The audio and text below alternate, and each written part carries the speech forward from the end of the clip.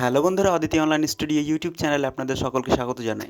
তো কারা অন্নপূর্ণা ভান্ডারে ৩,০০০ টাকা পাবেন এবং কারা পাবেন না এবং কিভাবে আবেদন করবেন, এই সমস্ত কিছু জানতে পারবেন আজকের এই ভিডিওতে। তো ভিডিওটি যদি ভালো লাগে লাইক, শেয়ার এবং কমেন্ট করতে ভুলবেন না। আর চ্যানেলে প্রথমবার এলে চ্যানেলটি অবশ্যই সাবস্ক্রাইব করে রাখবেন এই ধরনের আরও আপডেট পাওয়ার জন্য। তো চলুন দেখে নেওয়া যাক মন্ত্রী অগ্নিমিত্রা পাল কি জানালেন।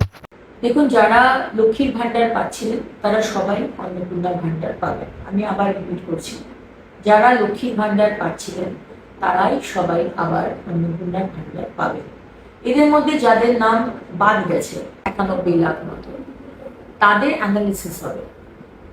তাদের নাম ইমিডিয়েটলি বাদ যাবে, তাদের অ্যানালিসিস হবে।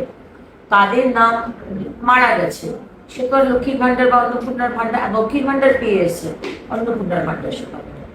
কেউ যদি বাংলাদেশের সিটিজেন নাগরিক বা বার্মা রোহিঙ্গা, সে তো আমাদের অন্নপূর্ণার ভান্ডার পাওয়ার তার যোগ্যতা নেই, সুতরাং তারা পাবেন না।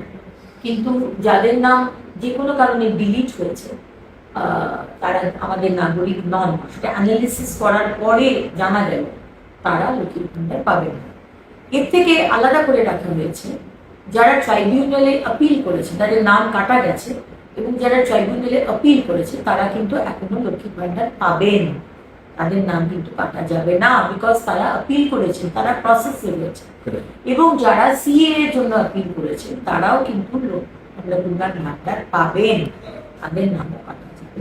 মানে ভোটার আইডি কার্ডে নাম থাকাটা বাধ্যতামূলক, মানে ভোটার আইডি কার্ড থাকাটা বাধ্যতামূলক। একদম, ভোটার আইডি কার্ড বা ভোটার লিস্টে তার নাম উঠেছে, যে কন্ডিশনগুলো আমি বলি হবে।